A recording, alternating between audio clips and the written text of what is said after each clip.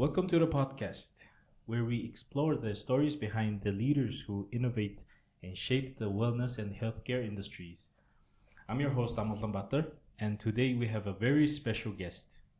Joining us today is Mr. Anil Jiandani. I hope I pronounced it right. And a pivotal figure in the pharmaceutical world, and especially known for his role in expanding Himalayas' reach across India and several other countries. Welcome, Anil. Thank you, Amal, and thank you for having me on this podcast. Okay, so let's start our conversation by your early years.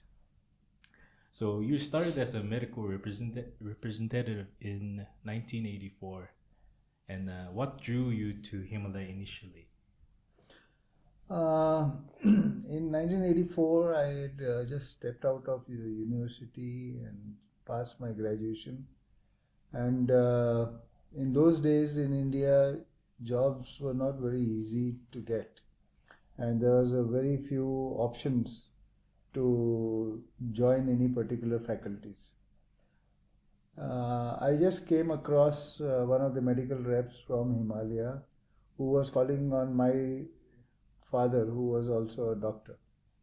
And it so happened that he asked my dad that who is he, and when he was told that he's my son and he just stepped out of college, the representative from Himalaya asked would he like to become a medical rep.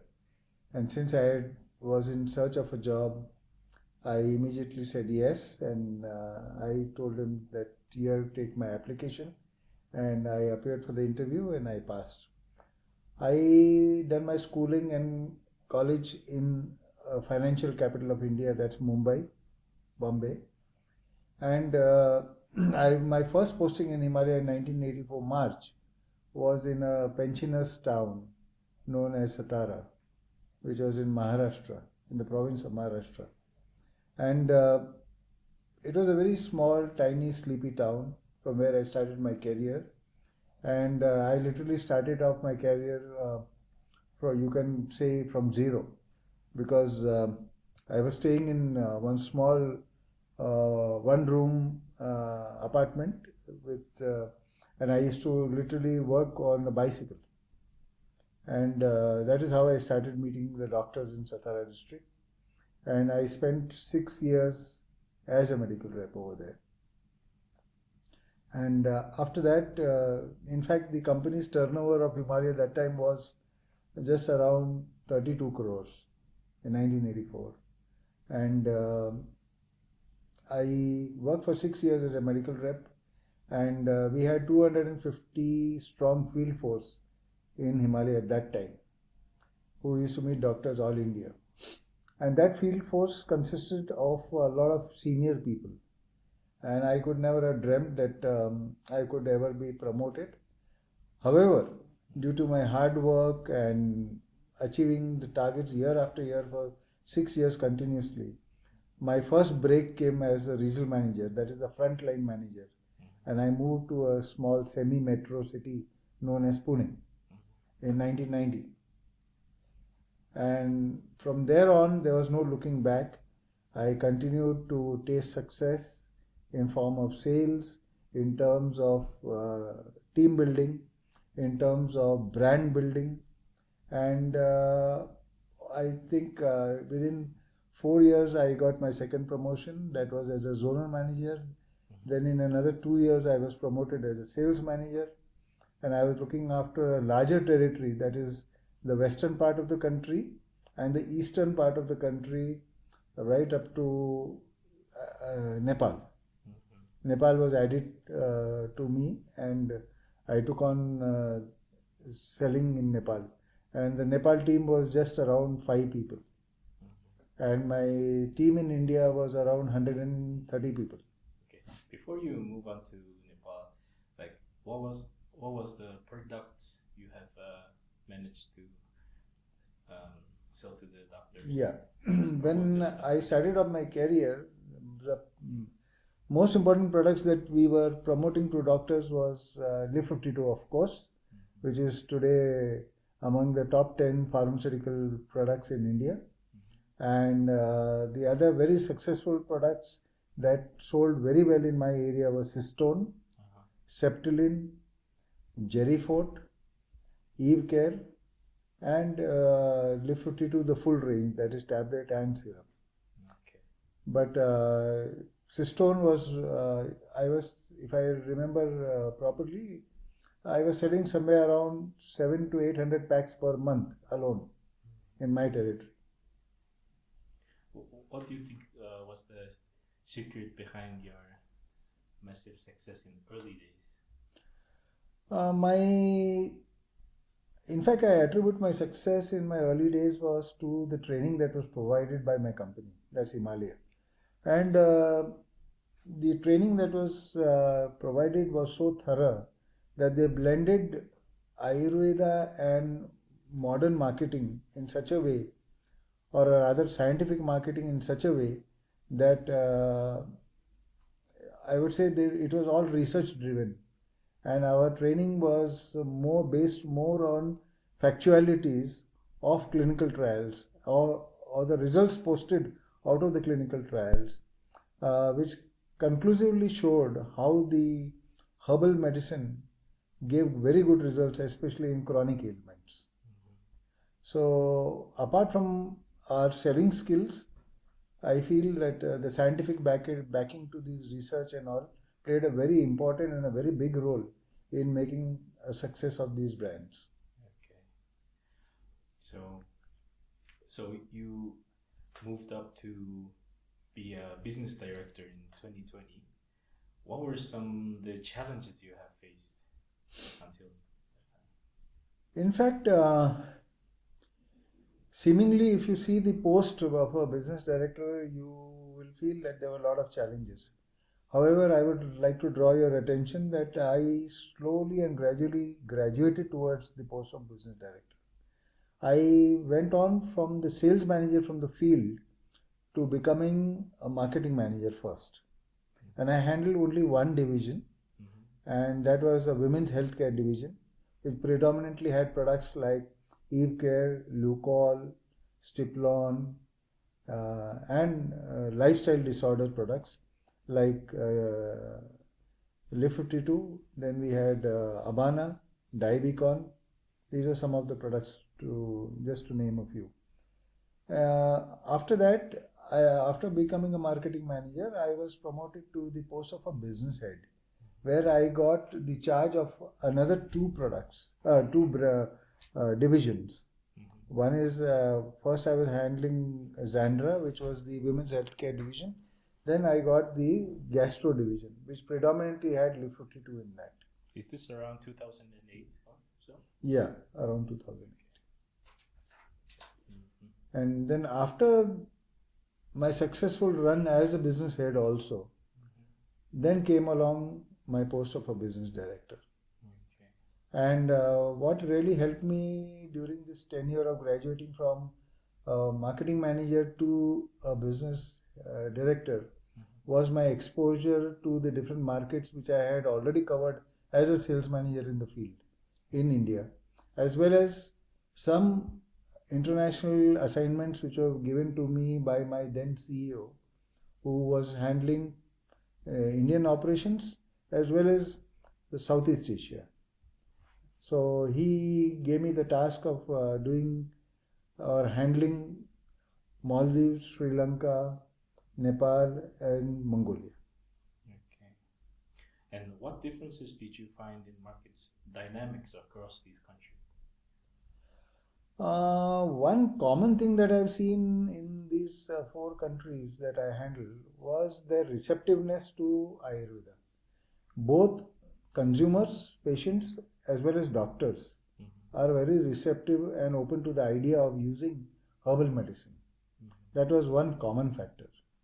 Besides this, there has been a lot of different traits and different designs as far as the promotion to the doctors are concerned and promotion to patients and direct to consumer selling is concerned. Why do you think they were so open to the new markets like Himalayan herbal medicine?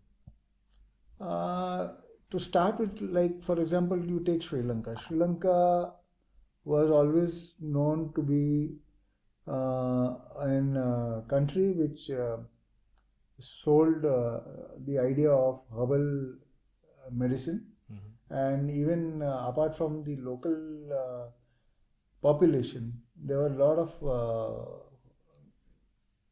people who came from abroad, and they loved to take treatment, the Ayurvedic treatment as such, and slowly and gradually that became an industry, like medical tourism for Ayurveda.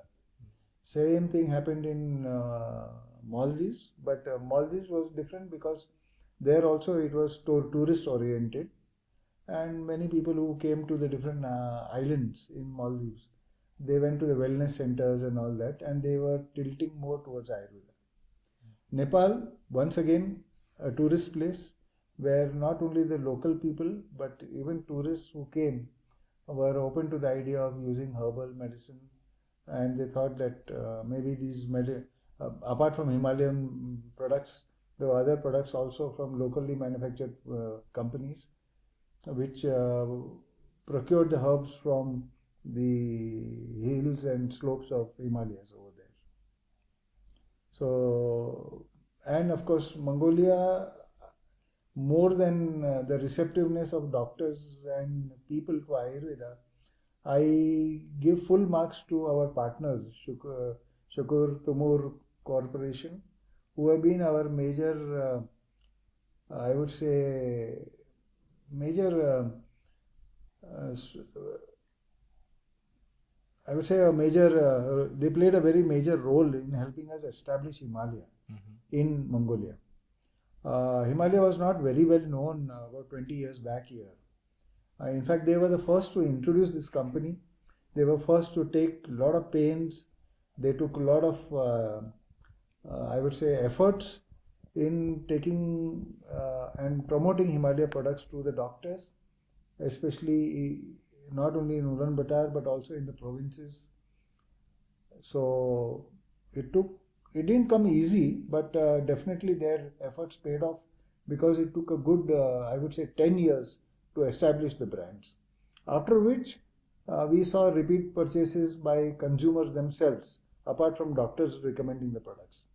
There were both scientific marketing, there was CME program for doctors, there were direct to consumer promotions, and overall, all in all, today you see that Himalaya products are doing very well in Mongolia, both the PCD products as well as the pharma products. And Cystone being one of the main products which is selling very well in Mongolia. Okay. Are there any cultural aspects that you find particularly impactful in shaping business and operations or relationships in Mongolia? Actually, as I said earlier also, the people are open to the idea of using traditional medicine. It's not just about Himalaya. They are used to, even you can say, so-called the grandma's recipes that were given from the age-old days, or rather good old days. They have been firm believers in that. So it was a bit more, I would not say a bit, I would say that it was more easier to make inroads into the mindset of the consumer, because they had already the belief of using traditional medicine. So what I understand is you've been in touch with Mongolian markets for 20 years now? I would say around 12 years. 12? 12 years. 12 years. Yeah. Okay. Was there any challenges and opportunities did you encounter while working in Mongolia?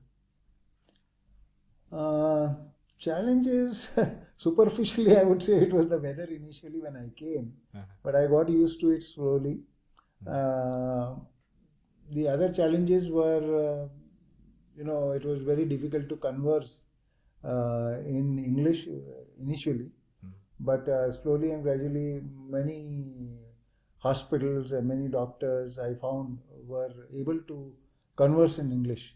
So that made my job more easier to convince them about the brands. But even today, one of the challenges is the language. But it's getting better now? Yeah, it is definitely getting better, I would say, because apart from the language, regular visits to doctors or pharmacists at least has increased the familiarity with them, where they have been good enough to welcome me to their departments or to their shops. And of course, with the help of our translators, I have been able to convey to them whatever I wanted to impart the knowledge about the products. What about the opportunities you see in Mongolian markets? Or Opportunity in the Mongolian market is, I would say, tremendous and huge. I think it's a matter of maybe about 5 to 7 to 10 years more. Because I can very clearly see that there is going to be a population boom in Mongolia. I see a lot of youngsters, a lot of kids especially. So these kids are definitely going to contribute to the pharmaceutical market, because you see, you are well aware that disease spares no one, young or old, male or female. So it starts that once a child is born till the geriatric age group, they are bound to take some medicine or the other. So when we see so many children, you can clearly see that the population is rising. So the market is definitely going to grow. It's just a matter of time. Okay. So here's one fun question. Can you share a memorable experience or story from time working with Mongolian team? Oh, in fact, there are many of them. Okay. Because they have been very cooperative, and they've worked shoulder to shoulder with me to popularize the brands. But I would just say that one of them is a very memorable experience for me, because I went to the provinces, and we were traveling to Darkhan, all the way to Darkhan. And it was a very long drive. Darkhan? Yes. Okay. And it was a very long drive, I remember. And on the way, I encountered a sandstorm, and still our driver kept driving through the sandstorm. And finally, before reaching Darkhan, there was heavy rainfall, very heavy rainfall. And finally, we reached around midnight, and most of the restaurants had closed down, and there was just one restaurant open, who was good enough to give us some food, and then we checked into a hotel, and then next day we went to work. That was definitely a memorable trip, I would say, because it was pitch dark in the night, and it was pouring, and there were no vehicles on the road. It was just our car that was moving. But yes, there were a couple of missed heartbeats that night. But all in all, I would say it was a very successful trip. And the next day, I could meet many doctors, many pharmacists, which was very satisfying. Okay. So now you go to Darkhan often? I intend to have one more trip to Darkhan, maybe somewhere in August or September. I mean, by the way, can you talk what are you currently doing right now in Mongolia? Actually, I retired from Himalaya last August. Okay. And I took 6 months layoff, and I just had a vacation in Europe and in the US for almost 2 months. After that, I thought that I must do something, and I would say a call from Miss Narendriya Sukhi from Mongolia was, I would say, God sent, because she just asked me, and because we have been knowing each other for the last 12 to 15 years. She just asked me that, why don't you come and join us as a consultant? I did not spend much of time thinking. I just responded with a yes. And it just took about 2 months' time, in which I made my way to Mongolia. Okay. How's Mongolia right now for you? I would say as a place, it's a very beautiful place. The summer is approaching, right? Yeah, summer is approaching. I can clearly, visibly see the difference, because when I arrived, there was some snow. But now I can see. But in any case, whether snow or whether it's the spring season, I say the beauty does not reduce. Both the ways, it's so beautiful. Sometimes I just keep gazing out of the window of my apartment towards the mountains endlessly for hours together. And my thought process is actually start from that moment, and I get a lot of fresh thoughts in my mind of how to market the products, how to take the things forward. And of course, the people of Mongolia, I would say, I appreciate a lot, because though language is a barrier, but they are very kind, and they are very helpful. And food, I would say, is to my liking. I really love the food, because there is a variety of food, Mongolian food, Indian food. Fortunately, I discovered that there are 10 Indian restaurants in Ulaanbaatar, which I did not know before. There are Korean restaurants, there are Chinese restaurants. So food, you have a lot of variety, which is good. You have got good shopping centers, you get a lot of groceries, you get a lot of veggies. So all in all, it's a great country to live in. I have a question, personal question for you. You obviously went to the Indian restaurant, right? Yeah. Was there any differences between the two? Yeah, meals? the food was good. I wouldn't say it was average also. It was good. The only difference, the same food in India would be a bit more spicy. Here? No, in India. Oh, in India. Okay. That is the only difference. But otherwise, the food was more or less the same. Bit more meaty, right? Yeah. I would guess. Yeah. Okay. So since we are talking about Mongolian summer, do you think of going to the countryside and explore the herbs that grows in Mongolia? Definitely I would love to do that. But that is as soon as I get some time, because at the moment my focus is more on improving the processes and many other things in our company over here. Okay. And we look forward to exploring the other things later on. Okay. So let's talk about the future now, and how have you seen the pharmaceutical industry evolve over the years? I would say I've been working for Himalaya for almost 40 years, 4 decades.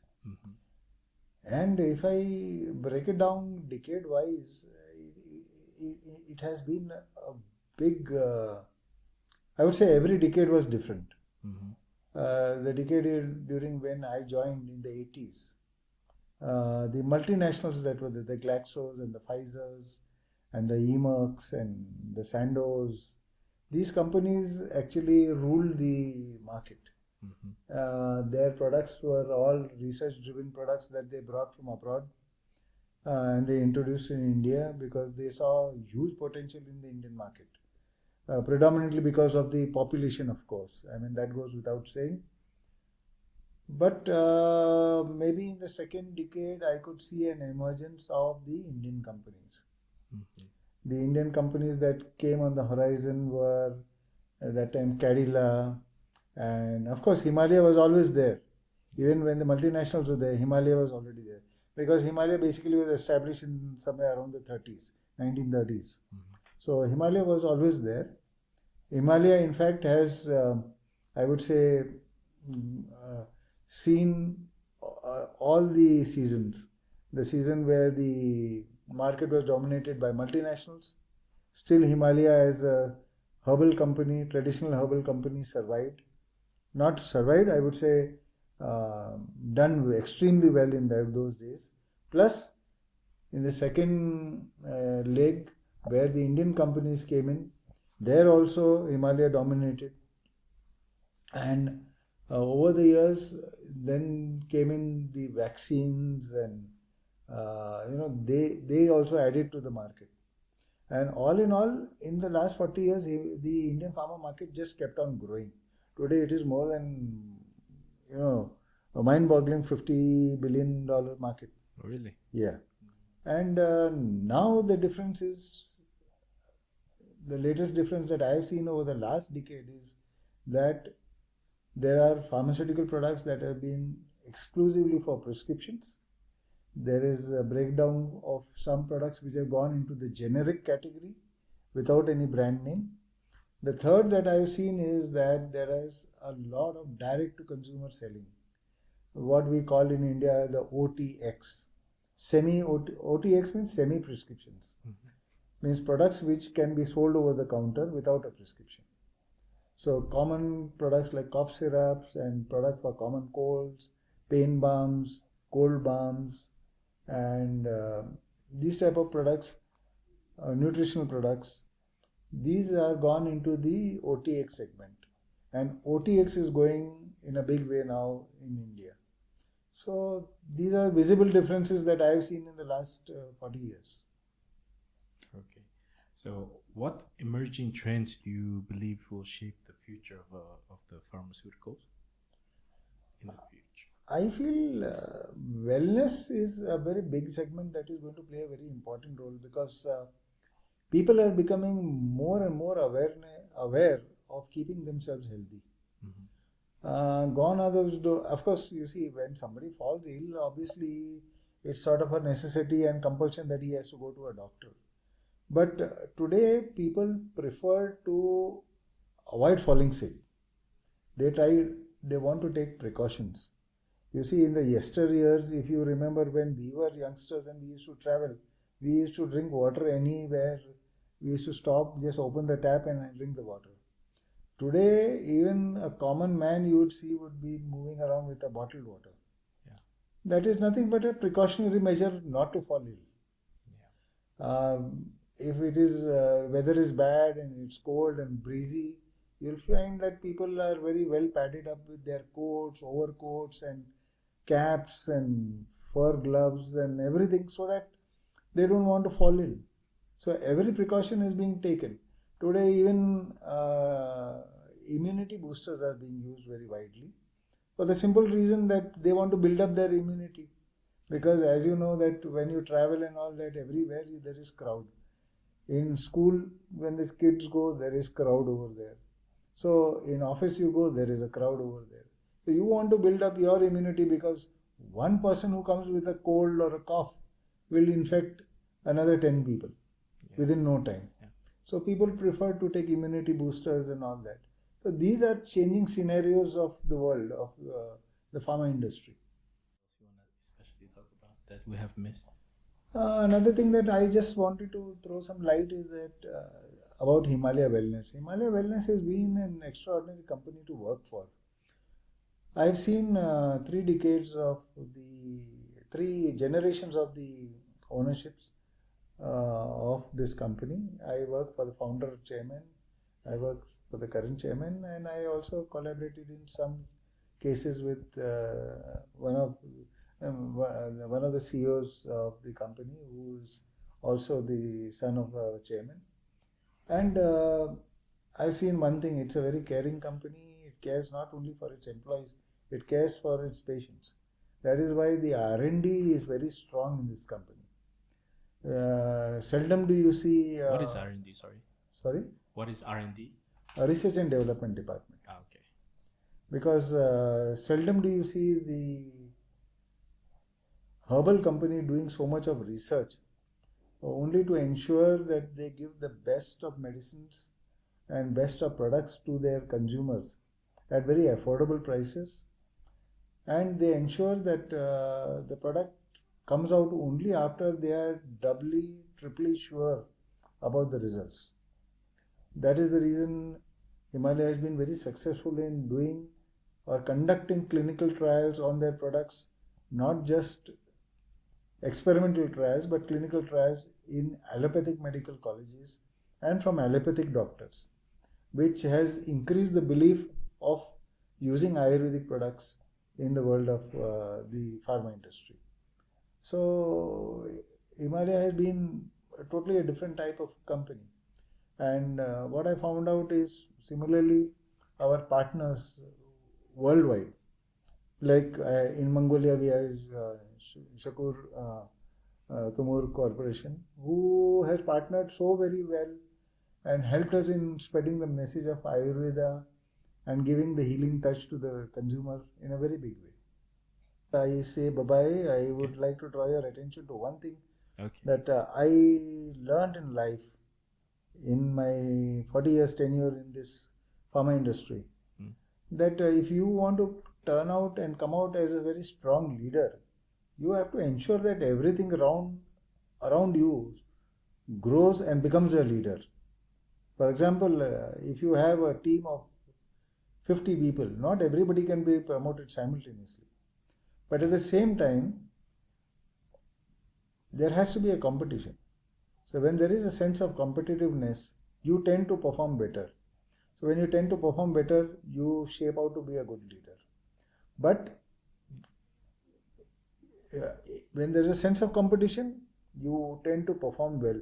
You can perform well, your product performs well. So obviously your product, when it becomes a leader, when your colleagues become leaders, when your team becomes a leader in the company, you can become a very successful person, Yeah. And that is what I saw right from the days of a medical rep. My team, my products always stood out in the crowd.